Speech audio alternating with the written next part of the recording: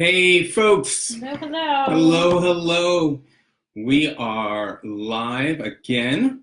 Adam and Tegan's Labor of Love. And we are here on our second broadcast. We're excited. The first one got a whole bunch of wonderful responses. So thank you to everyone who tuned in. Thank you. Who watched it after the fact. Yeah, we got a lot of great feedback. We got a lot of interesting questions and some thoughts. And one of the things that we heard a lot from people was they wanted to know more about Wheelhouse and about what we're creating, what we're doing, which ironically didn't occur to me to actually talk about the last time. So I thought we would just talk for a moment about what Wheelhouse is. Wheelhouse is the center that Tegan and I are building in downtown Fairfield, Connecticut, which is going to be launching soon. It's going to be opening. We're opening the doors in September. Yep, right after Labor Day. Right after Labor Day, September 4th. And so we're really excited. There's a lot of preparation. You've probably seen some of the pictures. You know, just to kind of talk about what it is that Wheelhouse is and what our vision is for Wheelhouse. Tegan and I have both been working in our opposite fields, not opposite, but related fields for quite some time. Respective fields for quite some time. And she has been working as a naturopathic physician, and I've been working in the cognitive field, working on emotional management, behavior management. As it happens from time to time, we tend to share patients. And what we found is that when we share patients, we actually are able to create a really unique way of helping people, of treating people. Typically, when we go to a doctor, we're going to a doctor because we have an internal issue. We have something that we're experiencing that we're trying to address. And when we go to someone like a psychologist or a coach, or someone who's going to help us with a behavior pattern, it's usually because we are having some kind of external issue, something that's about our relationship to the world around us. And what we realized was that a lot of people were going to these two things on their own and then trying to piece them together and figure out how those two worlds match. But when we did that for them, when we allowed ourselves to use our individual areas of expertise and bring those together for patients, they got a much more comprehensive treatment. And so we decided to take that entire model and put it into what is now going to become Wheelhouse. Right. Yeah. So when people come to Wheelhouse, they're going to be coming and they're going to be getting an assessment from Tegan as a naturopath in her particular area. Do you want to talk at all about what it is that you do as a naturopath? Sure. So I'm a physician. My license is an MD, so I'm trained in holistic and natural medicine. But I have trained under Dr. 𝕝𝕝 𝕝𝕉 for 6 years now, and I practice a very particular form of naturopathic medicine, which we term generative medicine. And, you know, naturopathy, I'd say the larger philosophy is that we are greater than the sum of our parts, right? So there is some essential nature to who we are as human beings that keeps us in homeostasis above and beyond all of the working mechanics of the body. And so symptomology is seen as the body trying to right itself back to a state of homeostasis. And what happens a lot of times is that the theory is beautiful, but then the practice kind of falls short. So I found that there was a piece missing for me when I was being trained as a holistic practitioner, that I didn't want to just give an herb because somebody had a sore throat, or I had learned a certain protocol for cardiovascular health. I really wanted to be able to take it down to a very, very individual level and look at each individual person that came into my office as a unique opportunity to heal on a very particular level just for them. And so what's brilliant about generative theory and philosophy, and it's an evidence-based science at this point, is that it's looking at systems. So we're looking at little individual parts, enzymes and DNA expression and all of these little individual things that are occurring in the body, multitudes, thousands, millions of them every day, the microbiome, how it's growing and how it's causing our DNA to express in a particular way. And then looking at them at these little individual levels and then seeing how they group together and how they become something greater when we take the sort of step back and look at the big picture. So it's evidence-based natural medicine. Yeah, it's really cool stuff. And it works so well with the work that I do, which is in the area of what I call process cognition, which is really kind of looking at the way in which we interact with our thoughts and how our thoughts end up interacting with our behaviors. So a lot of times we tend to kind of look at what we do and what we think either as being functional or dysfunctional, but we're not really thinking about how they're playing out into other areas of our lives, or into our health or into our relationships. And so the area that I work in is really kind of helping people understand the particular way in which they operate, their thoughts work and their patterns, and how to use those and leverage those for specific outcomes. So it can often be about helping people kind of understand their individual operating system. And once you understand that, once you understand kind of what the map is of how you think and how you work, we can function much better, both in the world and in our relationships and towards our goals. So what we're doing together is really kind of helping people from the smallest levels, from the genetic and the molecular level, all the way to the big picture thoughts and the larger understandings we have of the world and our cosmology and the way we interact with our relationships. And there are so many ways in which those overlap. Right? Yeah. So somebody may have, I may see doing a genomic analysis for somebody that they have enzymes that they're supposed to be making serotonin really well for an individual, and they aren't. And Yeah. they can tell that they had an inherited predisposition for that. And so I can work with them to start to help their DNA expression actually change over time, where Adam is also working with them at the same time to start to take a look at the way in which they think about themselves, the patterning, the thought processes that sort of land them in whatever, sort of emotional location they may have ended up in that may relate to serotonin. So that could be depression, anxiety, insomnia is a big one. Yeah. So, it really is the full picture. The full spectrum. Yeah. And what's interesting about that, as you mentioned, the fact that looking at how our thoughts affect our emotions. One of the things that I was thinking about over this week as I was watching us, we had a rare occasion to actually get to go to the beach as a family. I could see the X go. And I was on the beach and I was lying there and I was looking up at the sky and looking up at the clouds, and I realized how long it had been since I have intentionally laid on my back and just looked up at the clouds. And really taken the time, and that it took a number of different things for me to get to that point. I mean, it took the decision of us going together as a family, packing up, taking the time out, scheduling it, food. I mean, all of this. Arguing with our kids that they actually did want to go to the beach. That they wanted to go to the beach, which you wouldn't think would be. They didn't want to go. Yeah. But you know what? It was a really different experience than what I think I commonly do, which is just take a break. Right? Sure.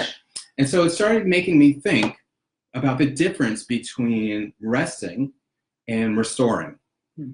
The idea, I think, is that we have, for so long, for so many centuries, focused on the idea of restoration. The idea that we work and then we replenish. We do that with food. We do that spiritually.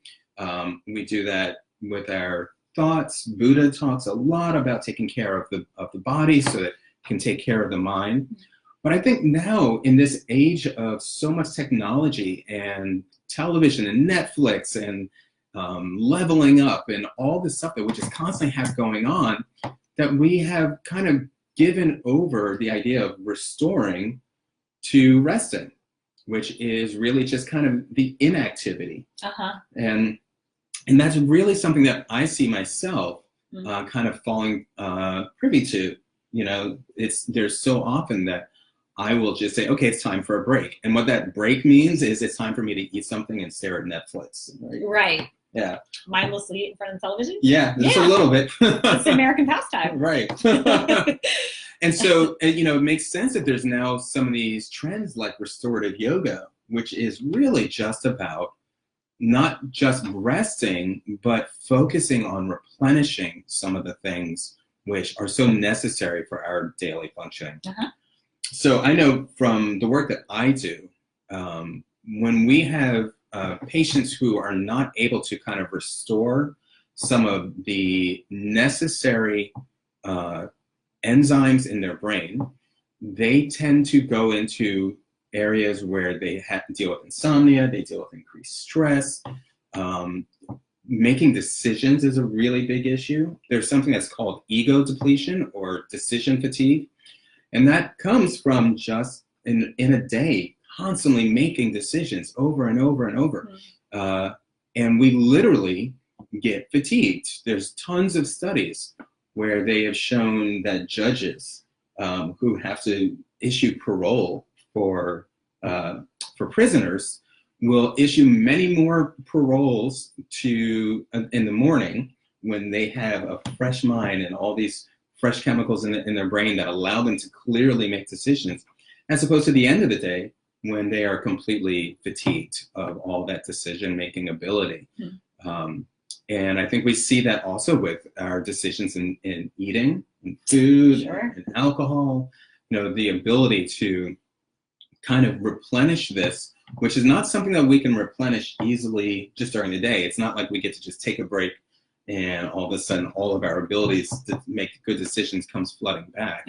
It's a very intentional thing, which usually happens either because we are taking a good night's sleep, or we are doing something like meditation or reflection or something that really deeply kind of revives us or restores us. Right. Well, certainly that brings up the topic of sleep, huh? Yeah. Right? Absolutely. Yeah. And, you know, I think that we pride ourselves on being able to get the minimum amount of sleep to function. Yeah. I would say, generally speaking, most people do that. Yeah. Right? Hey, Selena. Hey, Mike. Hi, guys. Thanks for joining us. Thanks for coming on. Let us know if you have any questions. Yeah. So there is something to your point about enzymes in the brain. So, of course, our whole body has metabolic processes that produce waste, right? So just like a factory that burns fossil fuels to produce energy for our homes and spews out waste into our environment, our bodies have similar processes where as they create our ATP to move our muscles and to help run our entire system, our energy in the body, we produce waste. So in the brain, there is actually a process that happens only during times of sleep. It doesn't happen when we're awake, called cerebral autophagy, although somebody recently pronounced it autophage. No, what was it now? I'm forgetting it now. Autophagy. And I was like, what's that? So maybe I've been pronouncing it wrong my whole life. No, I don't think so. Autophagy sounds very fancy. At any rate, there is a process called cerebral autophagy, and it's literally the body's mechanism for cleaning out metabolic debris from the brain at night.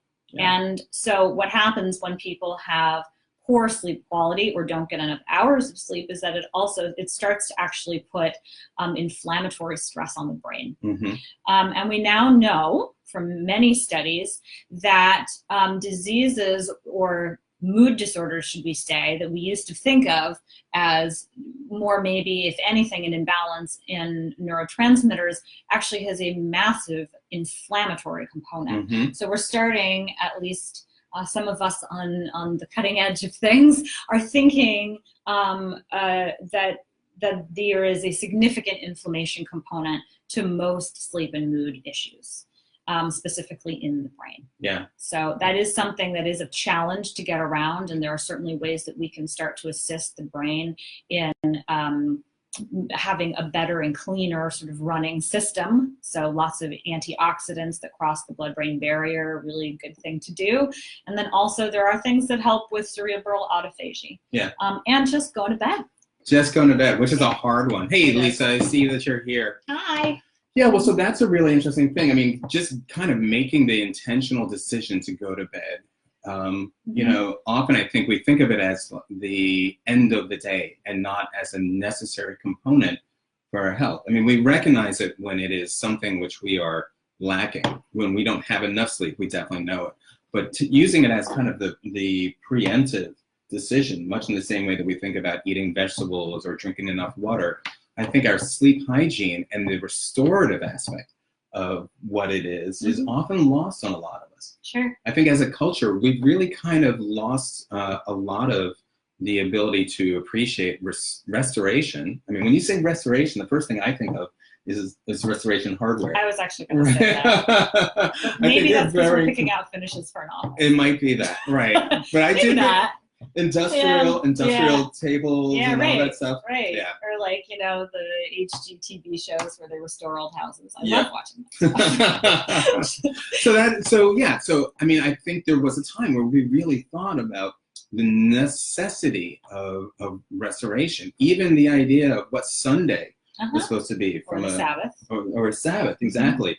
That it wasn't just, although the Bible calls it the day of rest, that it wasn't really just a rest, but it was supposed to be a restoration spiritually and physically, as a family unit, you know, and we, as I said, I think have kind of lost some of that. So I'm curious to know if anyone out there has any particular thoughts on how they restore. What do you do in order to make your days have moments of restoration? And are you challenged with the difference between restoration and rest?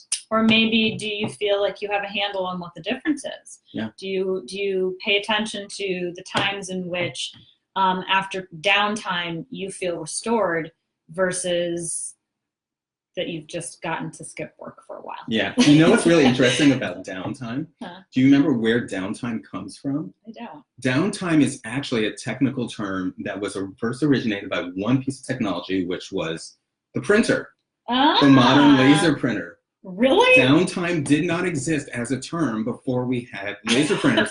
And a downtime was when a laser printer broke. So when it was down, that was the time that it was down. Interesting. Which we have now reinterpreted to mean time that we take on as a positive thing. Right. But it was original idea was that it was a negative thing that had to come and be fixed. Right? Which sure. Well, you know, I mean, I think, you know, as a culture, we often think of downtime as a negative, right? Yeah. So it's productivity lost in our workforce, and it's you know, not getting the immediate satisfaction and connection of social interactions or whatever it is. It does, and I feel like this sometimes too. I get like crabby with myself when I decide finally that I'm just going to put down whatever toy I want to play with, right, and actually stop, right, because there's always something I want to do. Yeah. When is there not something that you want to do? Yeah. Well, so then the challenge is making the thing that you want to do the thing that restores you. Which, hey, hi, Carrie, hey, Claire, we actually share one thing that's very similar that I think is restorative, which is you love to garden, and I watch you out there, and I'm always amazed how after a day of being completely exhausted and having had a full load of patients that you will choose to go out into the garden and do physical activity. Yeah. But it's hours of it sometimes. But it clearly restores you. I mean, you come back, you know, a completely different person. It does. And I have a similar one, which is I build terrariums. And it is the only thing that I have experienced as a hobby where when I'm doing it, I actually feel myself changing during the moment. It's not like exercise or doing a yoga class or getting a massage where afterwards I'm kind of like, oh, now I feel good. Sure. When I'm working with terrariums, I literally, in the moment, my hands in the dirt, I can feel myself changing. I can feel myself relaxing. I notice the difference in the thoughts that are passing through my head. I notice that the rapidity of them. The rapidity of them, whether my shoulders are up around my ears or, you know, lowering. And it's really interesting to see how that occurs, you know?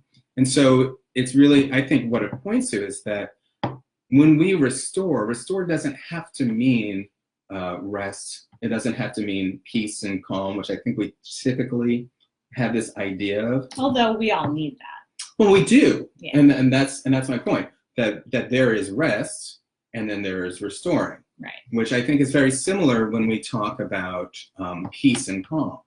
Right. A lot of times I'll work with patients and I'll say, what is it that you feel you need right now? And they'll talk about needing moments of peace. And I think what they're meaning is that they need calm in their life. But there's many a times when we have a moment of peace that's not very calm. Right. And when we have moments that are calm that are not very peaceful. Yeah. Right. One of the analogies I often talk about is that if you are imagining yourself out on the ocean, and the ocean is completely like glass, and you know the sun is setting, and you're just kind of out there in the stillness, we often think of that as peaceful. But if you're out there because your ship just sank, you're in a lifeboat, it's not very peaceful. No, right? I guess not. No. And then on the flip side, oftentimes people talk about moments of being in a car accident or something really tumultuous when they're overcome by a sense of peace, like everything just kind of slows down and they come to peace with things. And in that moment, there's a whole bunch of activity, but they come to this moment of kind of acceptance and awareness and peace, right? And so I think there's a similar analogy between that and rest and restoration, that we can have a restorative experience when it is not necessarily something that is restful, or we can have restful moments that are not very restorative. Sure. Okay. So do we want to talk a little bit about what happens when we don't restore? I think we are. That's a great segue. Tell me, doctor, what happens when we don't restore? I wonder. Well, certainly when we don't restore our bodies, when we use up things that we don't replenish, it's pretty obvious what's going to happen, right? Yeah. So our bodies are phenomenal at recreating balance and homeostasis in a situation that's not ideal, right? So we can go for many, many years, and I often will have people say, well, I've been, working this horrible, stressful job and eating a slice of pizza for dinner every day for the past 20 years, and now all of a sudden I have a rash when I eat pizza. I don't understand what changed. And a lot of times what's changed is us. So, we can get to a point where our body says, okay, we can't do this anymore. I can't maintain this sort of lopsided homeostatic state anymore. And so I'm going to start to tell you. Right. So I think that if we're talking about true preventive medicine, we want to think about all the systems in the body and what kind of fuel they need, whether that, as you're describing, is more the mental emotional types of fuel, like spending time when we're watching our thoughts slow down and we're feeling more centered and calm and our heart rate descends and we can make better decisions after times like that. Or as Lisa's describing right now, calling it the creative process, which restores the soul using expressive arts. Absolutely. Well, that's what gardening is for me. Yeah. Because it's basically just, a bunch of tools and a bunch of materials that I can pile and build and coax into life, right? Yeah. So it's an artistic process, and it's constantly changing and has its own sense of humor and doesn't do what I want it to do. Right. So there's a whole letting go process. Yeah. Yeah. So absolutely, creativity is one of the major ways that we restore. I would definitely agree with that. Yeah. But we also want to think about what we're feeding our bodies literally, right? So what type of fuel are you putting in your body? Starbucks counts, right? Yeah, no. No? I don't think so. Because I've been feeding a lot of that. Well, yeah, right? So Americans do run on caffeine. Yeah. That's true. It's just going to be a Dunkin' spot. Yeah. And there are people who can manage to have a caffeine-fueled life and stay healthy. Yeah. But for a lot of us, that's not the case. So there are processes in the liver called acetylation that process the caffeine, the actual molecules of caffeine. And some people can process them at a nice high rate, and they can develop more enzymes so that they can kind of keep that going, and some people can't. And I have people who develop anxiety in adult life and have yet to until they meet me, draw a correlation between their uppers, the caffeine and whatever it is they're taking, you know, their pre-workout, you know, formulations and all of this stuff, and their rapidly sort of degenerating mood and state of being. So there are, for some people, that's just not restorative. Yeah, absolutely. Yeah, I know.